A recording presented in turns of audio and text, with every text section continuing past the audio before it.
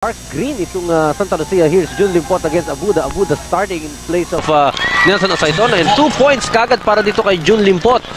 Ongoing na ang botohan para sa katangiang yon. At Ian Allen could be back with San Miguel Beer next season. And this time wala nang mali para kay Jun Limpot. Sumablay ng unang dunk attempt.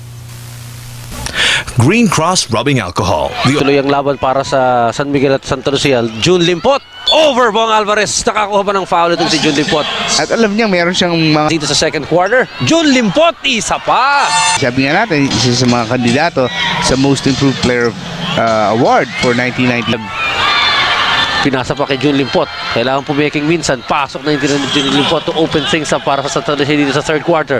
Jason Webb Na familiar with dahil alam ko galing to ng Quezon sa province of Quezon. At Limpot, recognizing the strength of Limpot, double teamed, pero hindi pa rin mapigilan sa pagkakataong yun itong si Jun Limpot. Na best to Limpot, sweet shooting, ikot kay Limpot against Sigdadice. Eto na nga, umuntos na, bumaba na sa 8 punusan lamang ng San Miguel, 89.